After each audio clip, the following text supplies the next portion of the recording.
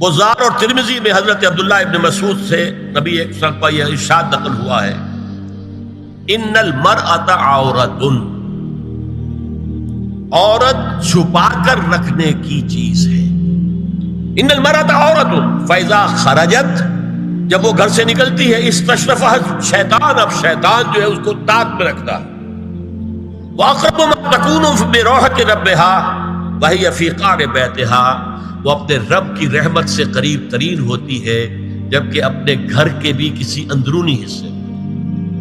اسی لیے فرمایا مردوں کے لیے مسجد میں نماز افضل 28 گنا، اور عورت کے لیے گھر کی نماز مسجد سے افضل، گھر کے صحن کی مسجد سے افضل، دالان کی صحن سے افضل، کمرے میں اس سے افضل، اور کمرے کی کوئی بغلی کوٹھڑی ہے تو اس میں سب سے افضل۔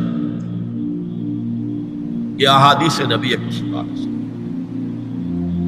عبداللہ ابن احمد ابن حنبل نے زوائد الزہد میں اور ابن ابی شیبہ نے ابن سعد نے اپنی کتابوں میں مسروق کی روایت نقل کی ہے کہ حضرت عائشہ جب تلاوت قرآن کرتے ہوئے اس آیت پر پہنچتی تھی وَقَرْنَ فِي بُيُوتِكُنَّ، تو بے اختیار رو پڑتی تھی۔ قرآن کہتا ہے اپنے گھروں میں رہو۔ حضرت عائشہ نے شہادت عثمان کے بعد باہر نکل کر لشکر کی قیادت کی، پھر ساری عمر افسوس تھا کہ میں نے غلط کہا۔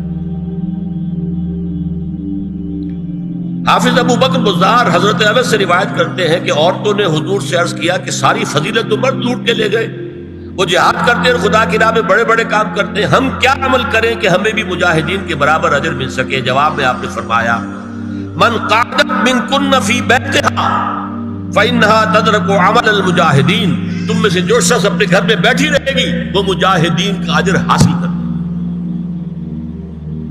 یہ ایک ہوا کا رخ ہے، بتایا جا رہا ہے، یہ نظام ہے جس کو اس شکل میں دیا جا رہا ہے۔ اب آئیے سورہ نور کی طرف۔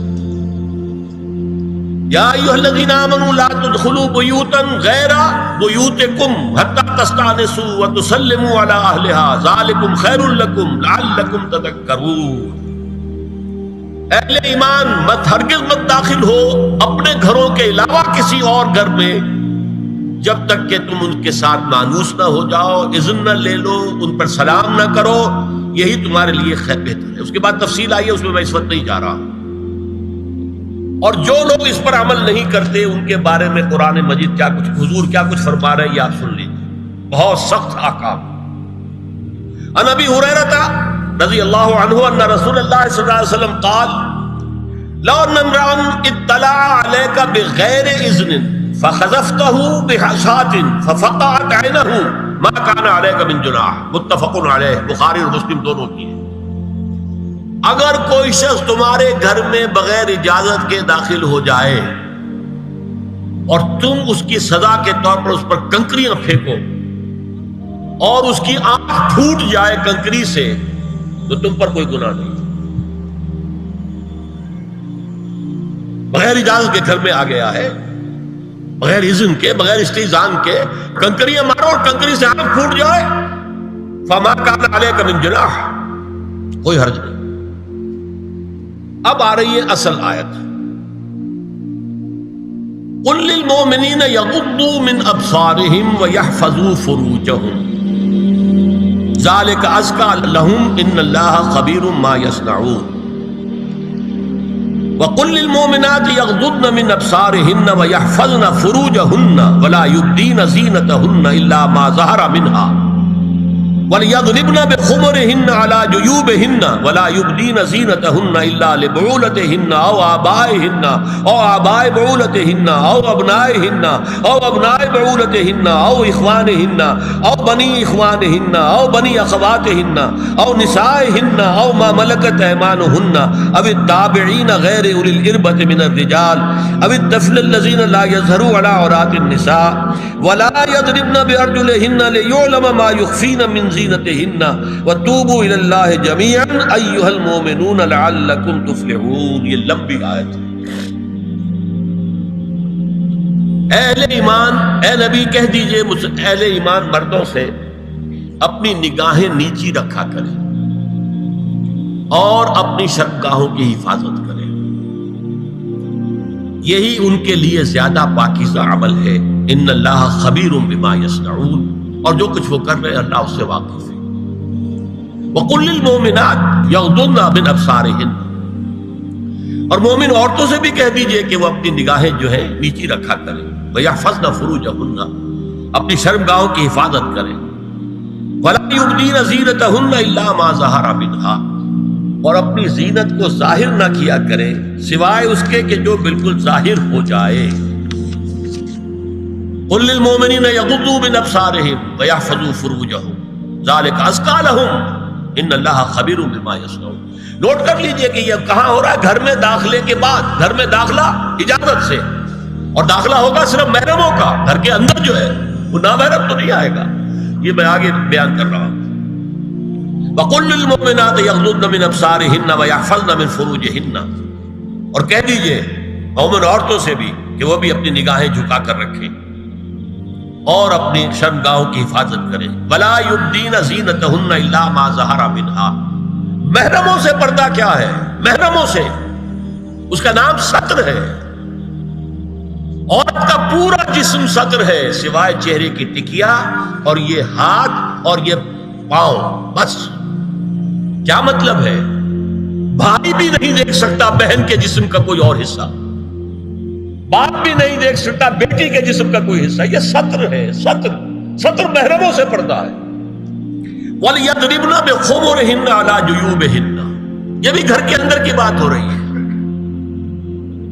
کیونکہ میں پہلے بتا چکا ہوں جلباب ہوتا تھا جب گھر سے باہر نکلتی تھی عورت، تو وہ اپنی چادر لپیٹتی تھی اپنے گرد، چہرہ نہیں ڈھانپتی تھی، صرف چہرے کا حکم دیا گیا اس کے ضمن میں۔ وہ سورہ احزاب کی آیت ہے، وہ رہ گئی تو میں بیان کروں گا۔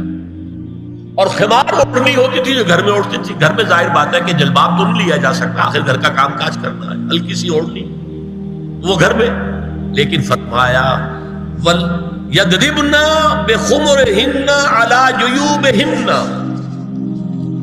اور انہیں چاہیے کہ اپنی اوڑھیوں کے، بکل اوڑھنیوں کے اپنے سینوں کے اوپر، گریبانوں کے اوپر بھی مار لیا کریں۔ اب اس کے بعد فرمایا وَلَا يُبْدِينَ زِينَتَهُنَّ إِلَّا لِبُعُولَتِهِنَّ، اب یہاں یہ زینت کا لفظ آ رہا ہے چہرے کے، اور چہرے ہی میں کچھ سنگھار بھی ہوتا ہے۔ اب ان کے لیے کہا گیا کہ چہرے کی زینت اور چہرے کے اوپر اگر کوئی بناؤ سنگھار ہے، زیور ہے، تو اس کی زینت نہ ظاہر کریں، مگر اب یہ یہاں تفصیلی آئی ہے، جو محرم ہے ان کی تفصیل۔ تو فرمایا کن کے سامنے ظاہر کر سکتی ہے؟ الا لبعولتہن، سب سے بڑھ کر تو شوہر، او آبائہن، اور یہ آپ نے باپ۔ اچھا، باپوں میں نوٹ کی دی، باپ حقیقی ہو، اخیافی ہو، اللاتی ہو یا رضاعی ہو، یہ چاروں قسم کے باپ اس میں شامل ہیں۔ جس عورت نے دودھ پلایا تھا اس کا شوہر بھی باپ بن گیا۔ او آبائے بعولتہن، اپنے شوہروں کے باپ، یا ابنائہن، ان کے اپنے بیٹے، بیٹوں میں بھی آئیں گے چاروں، اللاتی، اخیافی، عینی اور رضاعی۔ او ابنائے بعولتہن، اور اپنے شوہروں کے بیٹے، ہو سکتا ہے شوہروں کی اور بیویاں بھی ہوں، تو ان کے بیٹے بھی، جو ستیلے بیٹے ہیں وہ بھی محرم، ان سے کسی شکل میں کبھی شادی نہیں ہو سکتی۔ او اخوانہن، یا ان کے بھائی، او ابنائہن، یا اپنے بیٹے، او ابنائے بعولتہن، یا اپنے شوہروں کے بیٹے، او اخوانہن، یا اپنے بھائی، او بنی اخوانہن، یا اپنے بھائیوں کے بیٹے، او بنی اخواتہن، اپنا بھتیجا، شوہر کا بھتیجا نہیں، اپنا بھتیجا محرم ہے، اپنا بھانجا محرم ہے، شوہر کا بھانجا محرم نہیں ہے۔ او نسائہن، یا ان کی عورتیں، اپنی عورتیں، جان پہچان کی عورتیں۔ او ما ملکت ایمانہن، یا جو ان کے داہنے ہاتھوں کی ملکیت ہے، باندیاں، غلام۔ اس میں عرض کر چکا ہوں کہ اس میں کافی اختلافات ہیں۔ یہ بھی ہے کہ اس سے مراد صرف باندیاں ہیں، غلام مرد نہیں، یہ بھی ہے کہ مرد بھی ہے، اور یہ بھی ہے کہ مرد جب تک کہ وہ بالی ہوگا، لیکن میں اس بحث میں یہاں نہیں جانا چاہتا، یہ پھر فقہ کی بحث ہو جائے گی۔ اب التابعین غیر اولی الاربہ، کچھ ایسے لوگ بھی ہوتے ہیں، کوئی کسی کے گھر میں تو اندھا آدمی رہ رہا ہے، یا کوئی اور کسی وجہ سے کوئی مریض ہے، اسے آپ نے بنا دے رکھی ہے، انہیں عورتوں سے کوئی سروکار نہیں ہوتا۔ اب الطفل الذین لم یظہروا علی عورات النساء، یا وہ بچے کہ جن پر ابھی عورتوں کے پوشیدہ حالات واضح ہی نہیں ہے، پتہ ہی نہیں ہے انہیں، ابھی انہیں جنس کا کوئی احساس ہی نہیں۔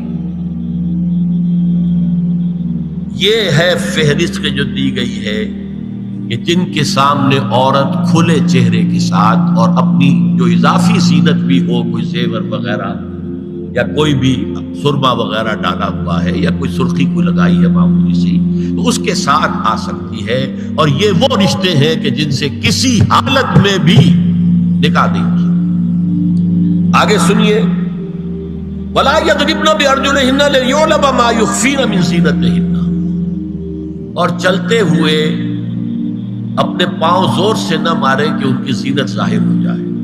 اگر کوئی پازیب پہنی ہوئی ہے، کوئی جھنجھنو وغیرہ ہے، تو اب اگر پاؤں مار کر چلے گی تو خواہ ذہن جائے گا بیٹھے ہوئے کا کہ کوئی ہاتھ نہیں جا رہی۔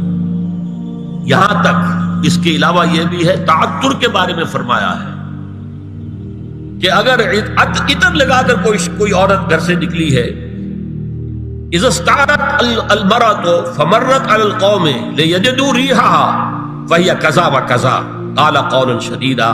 اس ابو داؤد کی روایت حضور نے فرمایا، جب کوئی عورت عطر لگا کر، خوشبو لگا کر نکلتی ہے کہ لوگ اس کی خوشبو سونگیں یا اس کو اوپر مطلع ہو جائیں تو ایسی ہے ایسی ہے، بہت سخت الفاظ حضور نے استعمال کیے کہ جس کو راوی نے نقل نہیں کیا۔ عورت کے لیے خوشبو، عورت کی آواز کا پردہ ہے۔ اب دیکھیے کس حد تک نماز میں اس وقت عورتیں بھی شریک ہوتی تھی، اگرچہ حضور نے فرمایا مردوں کی صف بہترین سب سے آگے والی ہے اور سب سے بری صف سب سے پیچھے ہے، کیونکہ اس کے پیچھے پھر عورتوں کی صف ہوتی تھی، اور عورتوں کے لیے سب سے اچھی صف سب سے پچھلی والی ہے اور سب سے بری سب سے آگے والی ہے۔ سب سے آگے والوں کے سامنے پھر مرد ہوتے تھے، ان کی پشت ہوتی تھی۔ تو اسی طریقے سے اگر غلطی کی ہے تو مرد جو ہے کہے گا سبحان اللہ، امام سے غلطی ہو گئی ہے، مرد کیا کہے گا؟ سبحان اللہ۔ عورت کیا کرے گی؟ اپنے ایک ہاتھ کے پشت پر اپنا ہاتھ مارے گی، اپنی آواز نہیں نکالنی، آواز کا پردہ، چھونے کا پردہ یہاں تک ہے کہ حضور نے کبھی کسی عورت سے ہاتھ نہیں ملایا، اور آپ جب بیعت بھی لیتے تھے تو بس زبانی الفاظ کہلوائے اور کہا ٹھیک ہے بیعت ہو گئی، یا ایک کپڑا پکڑا، اس کا ایک سرا اپنے ہاتھ میں دوسرا سرا اس خاتون کے ہاتھ میں، یا ایک تشت کے اندر پانی بھرا، اس میں ایک طرف اس نے انگلیاں ڈال لی اور ایک طرف حضور کی انگلیاں۔ لیکن مسافر لا اسافر النساء، ایک دفعہ ہوا بھی کہ بعض خواتین نے جب بیعت کی ہے تو پھر انہوں نے ہاتھ آگے بڑھایا مسافر کے لیے، حضور نے فرمایا انی لا اسافر النساء، میں عورتوں سے مسافرہ نہیں کرتا۔ یا ایھا النبی قل لازواجک وبناتک ونساء المؤمنین یدنین علیہن من جلابیبہن ذالک ادنی ان یعرفن فلا یؤذین وکان اللہ غفورا رحیما۔ اے نبی صلی اللہ علیہ وسلم کہہ دیجئے اپنی بیٹیوں سے اور اپنی بیویوں سے اور مسلمانوں کی خواتین سے۔ اب دیکھیے یہ سورہ احزاب ہی میں ہو رہا ہے، شروع میں یا نساء نبی سے بات چلی، استیزان بھی صرف نبی کے گھر میں داخل نہ ہو اذن کے بغیر، آگے چل کر سورہ احزاب ہی میں عام بھی کر دیا، قل لازواجک وبناتک ونساء المؤمنین، کہہ دیجئے اپنی بیویوں سے، اپنی بیٹیوں سے اور اہل ایمان کی خواتین سے، یدنین علیہن من جلابیبہن، کہ وہ اپنے چہروں کے اوپر اپنی جلباب کو لٹکا لیا کریں، چہرہ چھپ جائے۔ اب اس کی تفسیر میں چاہتا ہوں کہ آپ کو جو مختلف مفسرین نے کی ہے وہ آپ کے سامنے میں رکھوں۔ حضرت عبداللہ ابن عباس نے اس آیت کی جو وضاحت فرمائی ہے اسے حافظ ابن کثیر نے اپنی تفسیر میں اس طرح نقل کیا ہے، اللہ نے مسلمان عورتوں کو حکم دیا ہے کہ جب وہ کسی کام کے لیے گھروں سے نکلیں تو اپنی چادروں کے پلو اوپر سے ڈال کر اپنا منہ چھپا لیں اور صرف ایک آنکھ کھلی رکھیں، دونوں آنکھیں بھی غلط ہیں۔ اور سن لیجئے،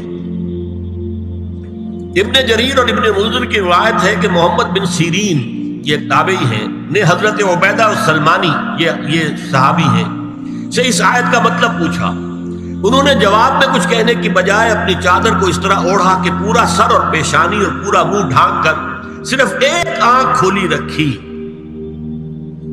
اور سنیے ابو بکر بن عبداللہ ابن عربی نے یدنین علیہن من جلابیبہن کا مفہوم ان الفاظ میں بیان کیا ہے تغطى به وجهها حتى لا يظهر منها الا عينها اليسرى.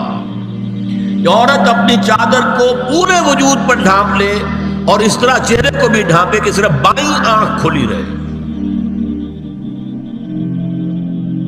علامہ حمید الدین فراہی کو نظم قرآن کے فہم میں خصوصی مقام حاصل تھا. انہوں نے حجاب کے بارے میں اپنے ایک مکتوب میں ہاتھ اور چہرہ کھلا رکھنے کو جائز قرار دینے کے موقف کے بارے میں لکھا ہے کہ میری رائے میں نظم قرآن پر توجہ نہ کرنے سے یہ غلط فہمی پیدا ہوئی ہے. وہی بات کہ سورہ احزاب میں گھر سے باہر کا پردہ ہے اور سورہ نور میں گھر کے اندر کا پردہ ہے. بہرحال الحق احق بان یتبع، حق جو ہے وہ اس کا زیادہ حقدار ہے کہ اس کی پیروی کی جائے. میں اس مسئلے پر مطمئن ہوں اور میرے نزدیک اجنبی سے پورا پردہ کرنا واجب ہے اور قرآن نے یہی حجاب واجب کیا ہے جو شرفاء میں مروج ہے بلکہ اس سے بھی قدر زائد. مولانا فراہی کا یہ مکتوب ماہنامہ حیات نو بلیریا گنج انڈیا کے اکتوبر سن 92 کے شمارے میں شائع ہوا. یہ ہے علماء کی رائے. حضرت ام سلمہ اور حضرت میمونہ نبی صلی اللہ علیہ وسلم کے پاس بیٹھی تھی. اتنے میں حضرت ابن ام مکتوم آ گئے. نبی صلی اللہ علیہ وسلم نے ان دونوں سے فرمایا احتجبا منہ، ان سے پردہ کرو. ازواج نے عرض کیا یا رسول اللہ الیس اعمی لا یبصرنا ولا یعرفنا، حضور کیا یہ اندھے نہیں ہیں؟ یہ نہ ہمیں دیکھ رہے ہیں نہ ہمیں پہچانتے ہیں. فرمایا افعمغایان انتما، کیا تم دونوں بھی اندھی ہو؟